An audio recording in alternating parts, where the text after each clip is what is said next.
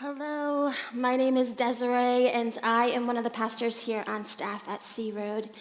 And this series has been a powerful one for me. I hope that you can say the same because it's caused me to think outside of my norm. It's caused me to evaluate my personal opinion, my personal preference, and to align it with the person of Jesus. And so throughout this summer, we have discussed a number of polarizing topics. The world in which we live is filled with various ideas that can sometimes contradict what the Bible has to say about these matters. But then there are other times where we find that Scripture leads us to consider a different space, a new place to land outside of this or that. That reaction that comes to us instantaneously. So what do we do with the issues that face us, that trigger us? And how do we live like Jesus in the middle of all this tension? Over the last several weeks in this series, we've been coming together and saying a congregational prayer. And so we're going to do the same thing today, but I've changed it just a little bit. Shh, don't tell anyone. So what we're going to do is we're going to close our eyes. We're going to adjust where we're seated to find a comfortable space. We're going to become aware of our breathing, and we're going to pray some scripture. This is John chapter 3, verse 30. So I'm going to ask you to pray this with me. I think that this prayer can be said for all of the topics that we've discussed over the last few weeks. And so it's different than what's on the screen. So you can just follow me. As you inhale, I want you to say, "More of Jesus. More of Jesus." And as you exhale, whether out loud or silently, I want you to say, "Less of me." Let's do it together. More of Jesus, less of me. We've discussed a variety of topics that put people on one side and another. And so even in this topic, which might naturally not come to mind as a this or that topic, this topic is vital for us to live and love like Jesus. We have to accept and we have to live in compassion. And often it's one of our culture's largest gaps. Because each of us carry a certain bandwidth, a certain capacity, both emotionally and relationally. Compassion is when love moves beyond mere emotion and motivates us to action. The word compassion describes the deep mercy of God. God is the very best at empathy. He knows how we're formed. In Psalms, he tells us he personally feels the pain of his people. The creator of the universe personally feels our pain. He tracks our sorrows. In Psalms, it also mentions that he collects our tears in a bottle. He's recorded them in his book.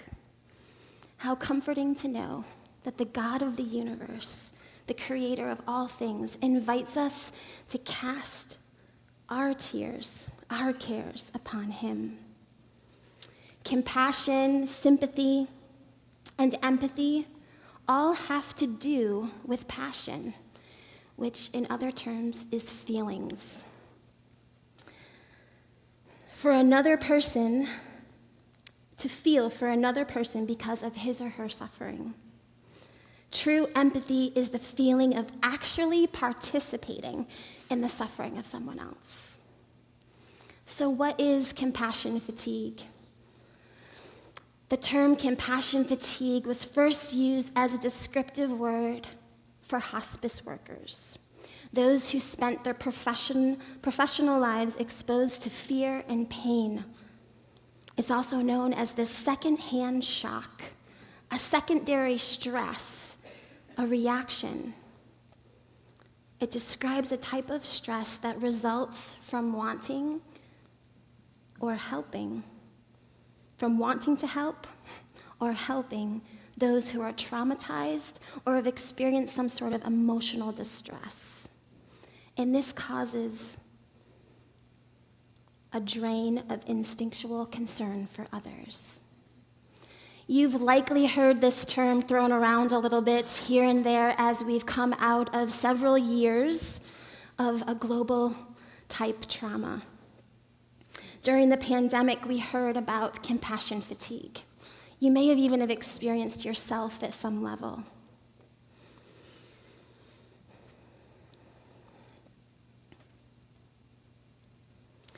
Each of us right now could log on to our socials and we could pull up and receive daily information about what's happening in the world, man-made or natural disaster, affecting people right here in our community as well as around the world.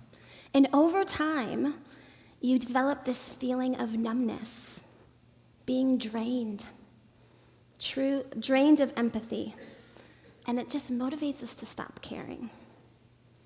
So who is susceptible to compassion fatigue?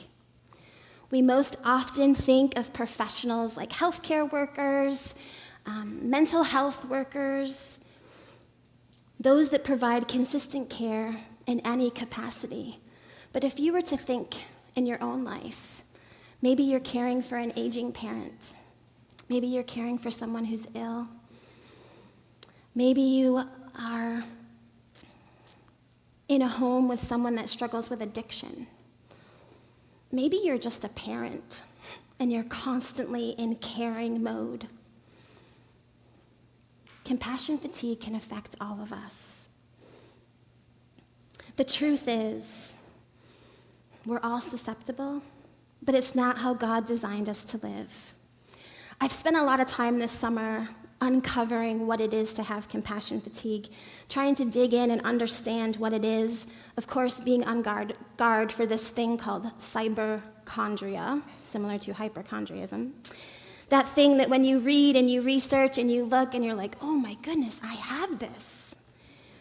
Well, through this discovery, I wasn't convinced that I really understood compassion fatigue. But I did realize that it's also called burnout, and that it's a slightly different concept. Unlike burnout, compassion fatigue is treatable. It's actually referred to as highly treatable and maybe less predictable. The onset of compassion fatigue can be sudden, where burnout usually emerges over time. However, one can lead to another if not cared for. Compassion fatigue takes a physical and mental, spiritual and emotional toll on the people who experience it. Here are some of the common symptoms of compassion fatigue: chronic physical and emotional exhaustion, depersonalization, irritability, apathy for those in need, feelings of self-contempt, difficulty sleeping, weight loss or weight gain, headaches, and poor job satisfaction. After digging a little deeper as to what compassion fatigue is defined as, it's clear that we're all susceptible. But it does show differently by personality and our heart experience. But again, it's not how God designed us to live. The heart that is prone to extending itself too far, the overextended heart. This heart naturally feels the feelings of others. When it hears a call, when it sees a need, this heart is all in.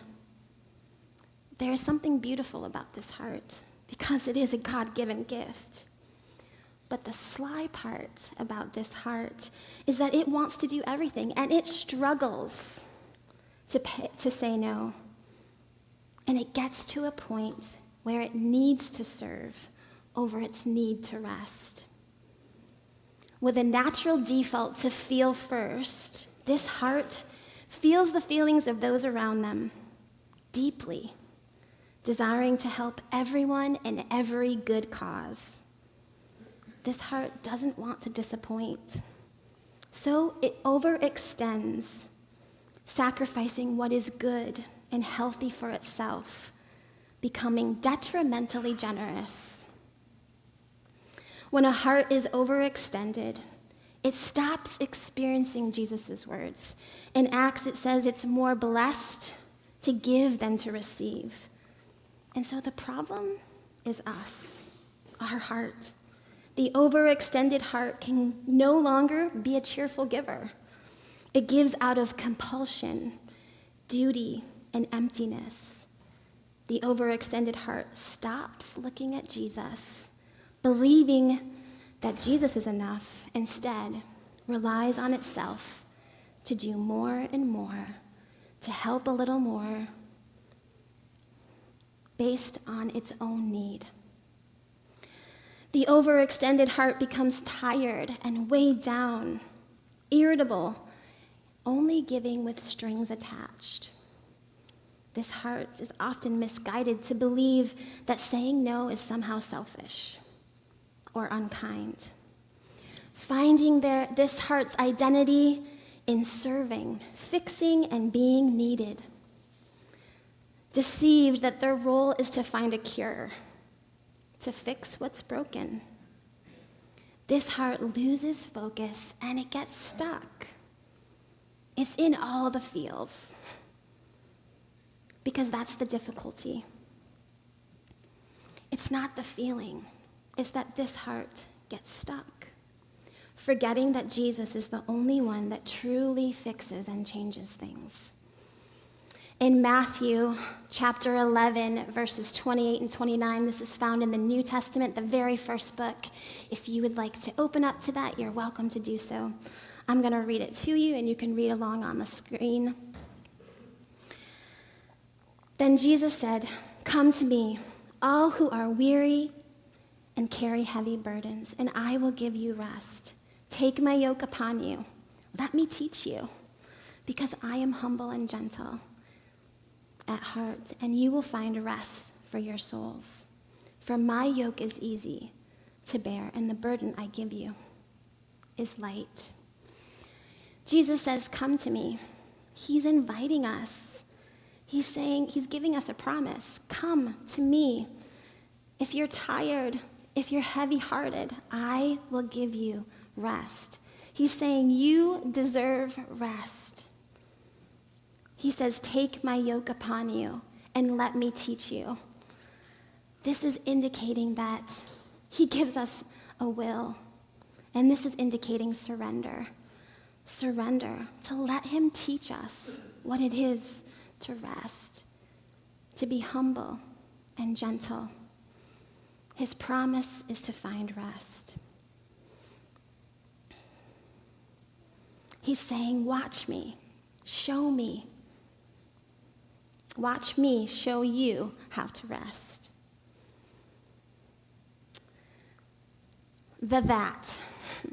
The sealed off heart. This heart is great at setting boundaries, which is another gift given by God. But at times, this heart is too good at creating boundaries. This heart at the core is also tender, but when this heart hears a call or sees a need, it often does nothing. And for a variety of reasons.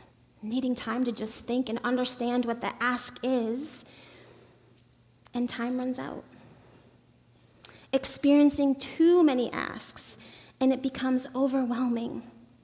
And this heart gets stuck in apathy, convincing itself that it isn't needed because someone else will respond, believing that it's not good enough, fearing that it doesn't have the right answers, that it's not adequate to show compassion in this situation because it's never experienced it before. and so it withholds its help.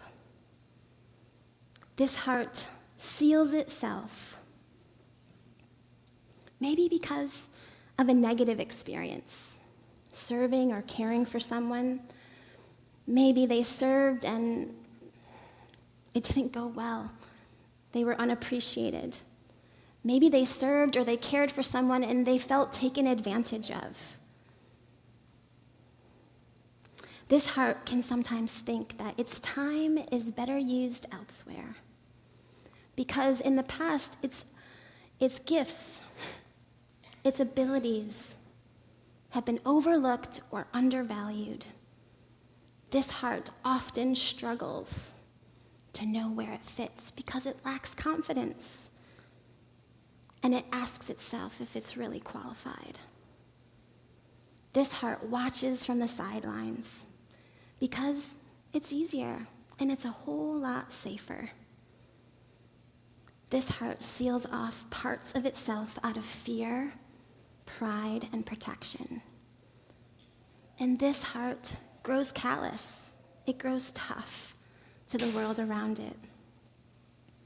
What is true about each of these heart postures is that belief resides in the heart. The things we believe reside in the center of who we are. The human heart is our belief center.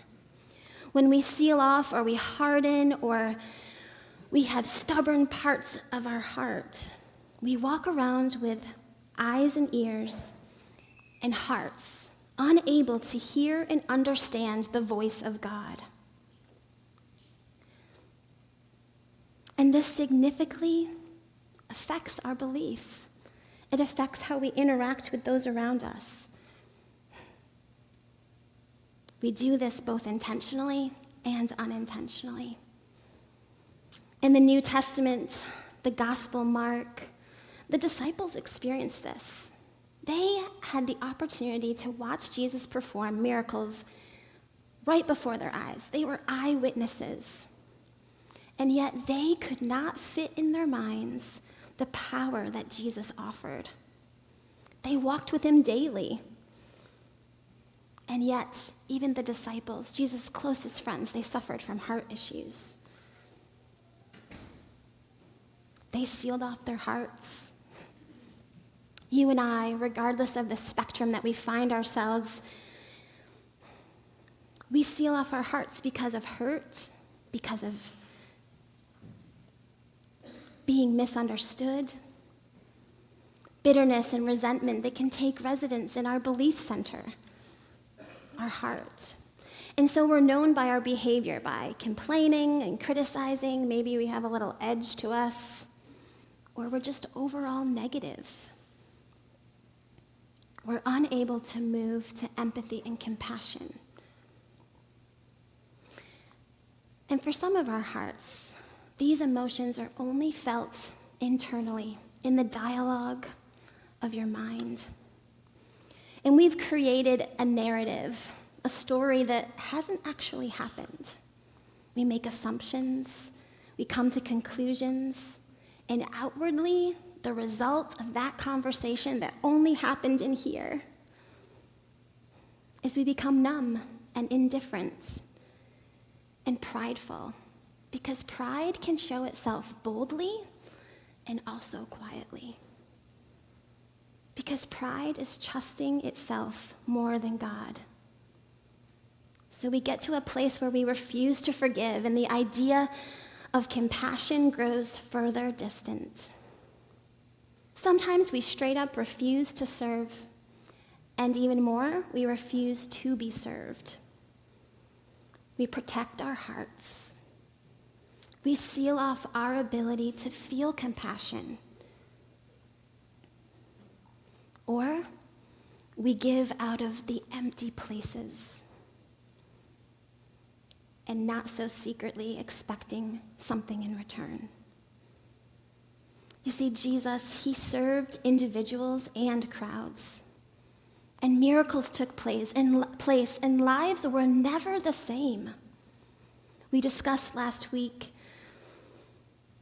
that everyone is a human soul, created by God and for God. Every heart and mind, originally wired in the image of God the Creator, no matter which default posture you find yourself, I'd like you to envision.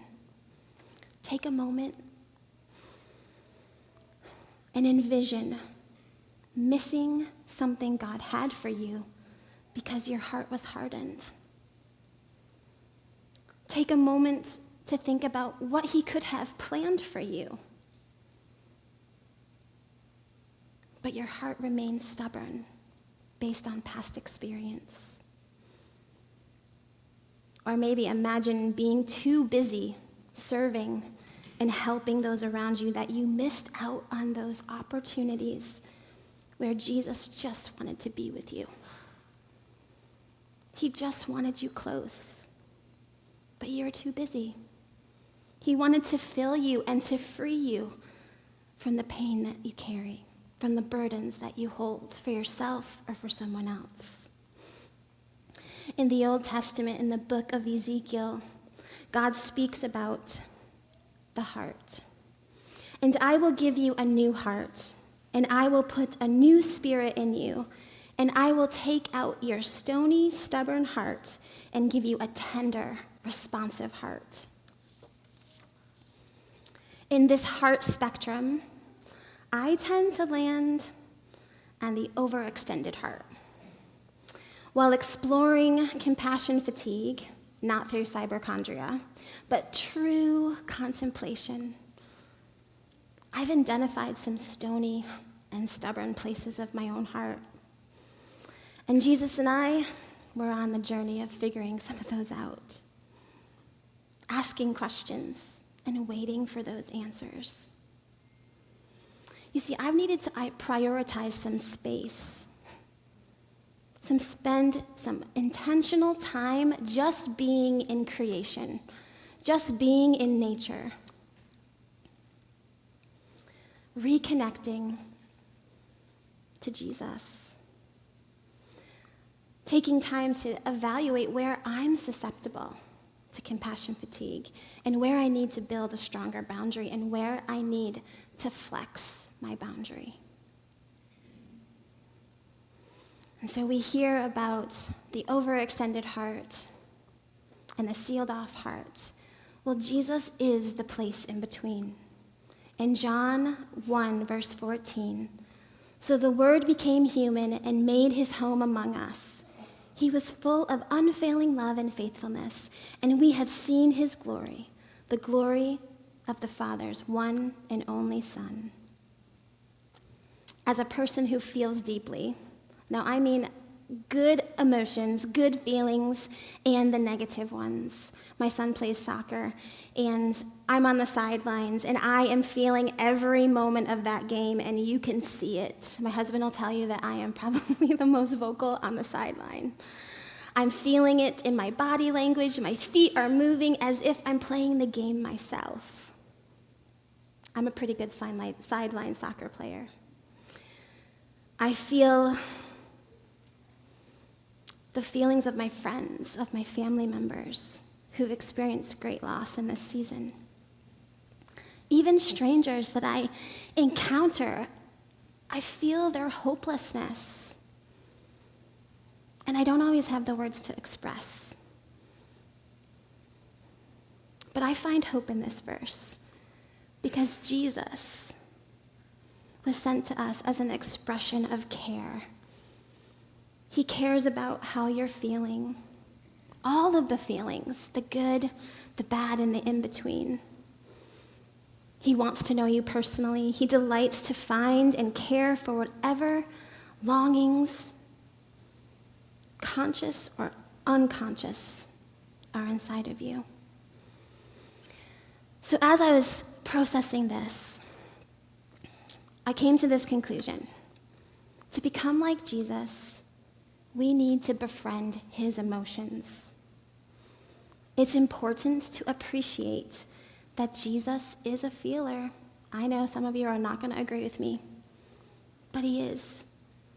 He experiences and expresses deep and vivid emotions about many things in life. In my own life, for too long, I've discounted my emotions. I've strained and struggled to stay in my thinking. And I just don't have the luxury of doing that because it shows. My emotions are very visible. But I would apologize for that emotion. But the truth is that emotion is God-given. It's vital in self-awareness. The truth is that Jesus felt all the struggles that we do, including temptation. So he empathizes with us to help us grow in emotional wholeness and holiness. It's clear that the best thing to do when we feel burdened with our own or the problems of those around us is to come to Jesus. He urges us to let him carry our burdens completely. He encourages us that the load he gives is light and manageable because he is our yoke and he gives us the strength. And the fact is, we may have to cast those cares, those anxieties to him multiple times a day. But he always shows up because he keeps his promise to give us his strength. I've come to find this fantastic resource. And so today I'm going to borrow a few of these insights from Bill Guthrie because I love the way he describes how Jesus lives out compassion, how he achieves this tender but tough way of living. He addresses the full spectrum of the human heart.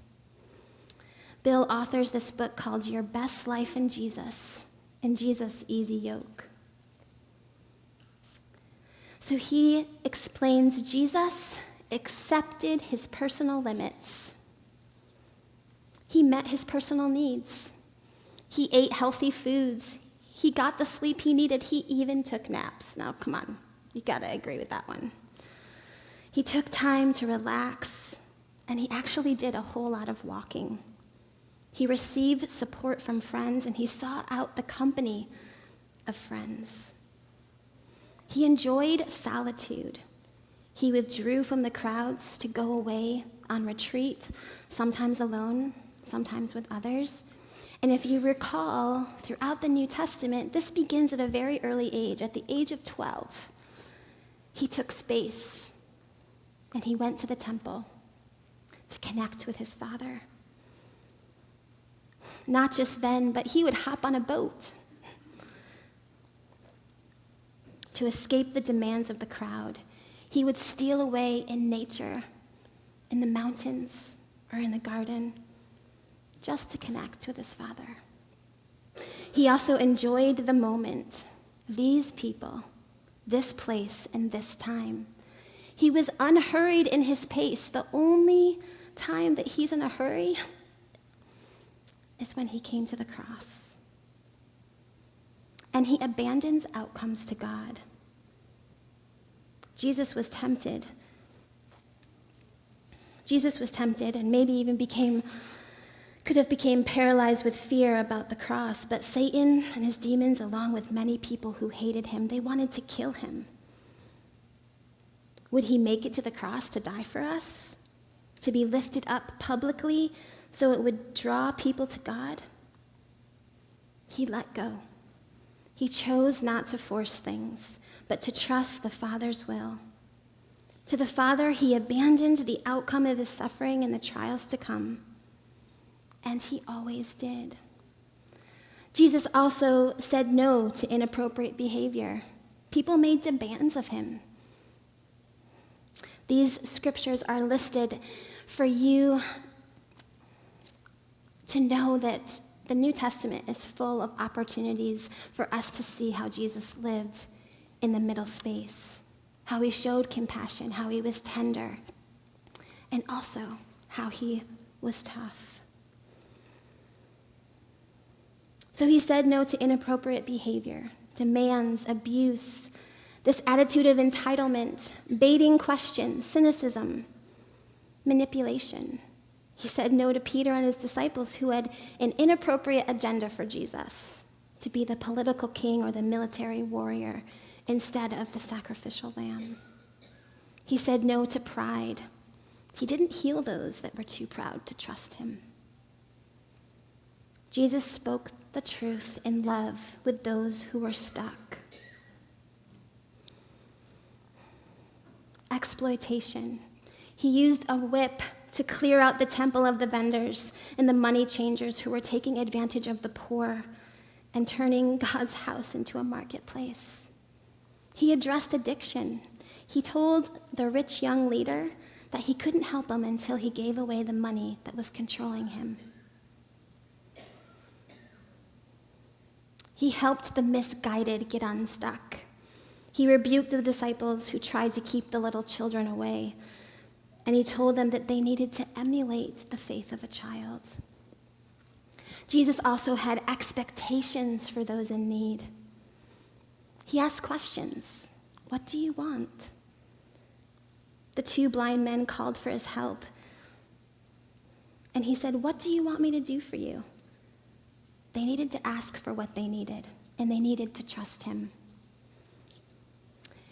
He asked, do you want to get well? He asked, do you believe? Jesus offered grace and truth according to the need. To the humble and the broken, to the woman caught in adultery, he offered grace. Neither do I condemn you. And truth, go and sin no more. The proud and the self-righteous, the Pharisees who tried to condemn this woman and to trap Jesus. He first listened. That's grace. And then he confronted their pride and scapegoating with the truth by saying, let him who is without sin throw the first stone. Jesus is this empowering example of setting boundaries. He cared for his soul. He speaks in emotion and longing. If you slow down, if you get away to be alone and in quiet, then your soul will start talking to you about those deeper feelings that need God's love. So Jesus showed us by spending time in personal prayer, by being honest and direct, no sugarcoating here. Not to pressure people or try to get them to do things, simply letting your yes be yes and your no be no, and anything else is from the evil one. He set priorities. No servant can serve two masters. Either he will hate one and love the other, or he will be devoted to one and despise the other. And obey God. It sounds obvious, but a lot of our hearts struggle to obey God because it's hard. The most overlooked aspect of hearing God's voice is feeling our emotions. We discern God's voice not just by our thoughts, but also with our feelings. The feelings and desires of our heart are an important channel for us to know him. When God asks Jesus to do something, even when it was difficult, he demonstrates that God can be trusted by his obedience. That was a bit of a tour of the New Testament and all the ways that Jesus clearly gives us opportunity to walk in his example of what it is to be compassionate and what we need to do to protect that compassion. So those verses are listed as an encouragement for you to spend a little time soaking in the lifestyle of Jesus. Let it sink deep into your soul. Because Scripture, from Old Testament to New Testament, is overflowing with how he practiced compassion, not just that he possessed it. And so in the weeks to come, this is my prayer for you and for me. I'm going to read John 15, 1 through 17. I'm going to read it to you. I'm going to read it over you. And I'm going to pray it for all of us. Because this is the key. to being able to love and live like Jesus, to being able to tap into however much we're given naturally. Tap into that compassion. John 15, 1 through 17. I am the true grapevine, and my Father is the gardener. He cuts off every branch of mine that doesn't produce fruit, and he prunes the branches that do bear fruit, so they will produce even more. You have already been pruned and purified by my message. I have given you. Remain in me, and I will remain in you. For a branch cannot produce fruit if it is severed from the vine, and you cannot be fruitful unless you remain in me. Yes, I am the vine, you are the branches. Those who remain in me and I in them will produce much fruit, for apart from me, you can do nothing. Anyone who does not remain in me is thrown away like a useless branch and withers. Such branches are gathered into a pile to be burned. But if you remain in me, my words remain in you. You may ask for anything you want, and it will be granted. When you produce much fruit, you are my true disciples.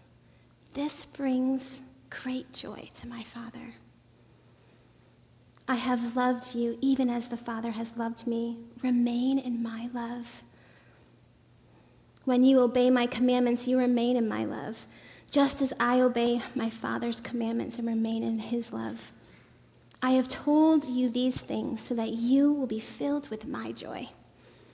Yes, your joy will overflow. This is my commandment. Love each other in the same way I have loved you.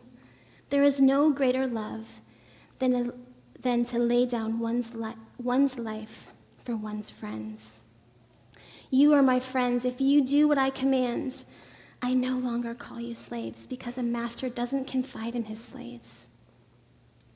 Now you are my friends, since I have told you everything the Father has told me.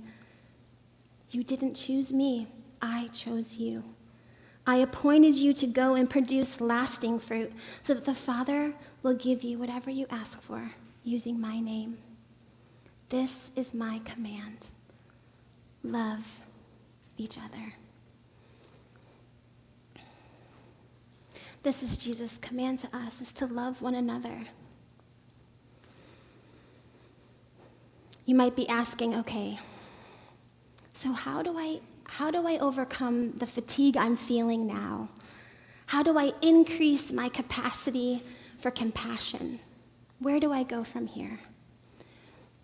Here are a list of things that you could do this afternoon, that you could start doing this afternoon, that you could do this week, that you could do in the days to come to increase or to recover your capacity for compassion. The first is reducing stressful workloads, monitoring your sleep patterns, taking regular vacations, meditating on scripture, journaling, seeking personal therapy to process work and personal problems, and regular exercise.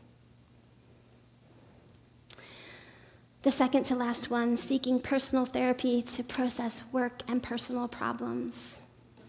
You may say, yeah, not a chance. I would ask you to reconsider. I would ask you to have a conversation with Jesus right now and say, where is my heart stony and stubborn? What are the misunderstandings I have about what it is to serve people around me? What am I afraid of?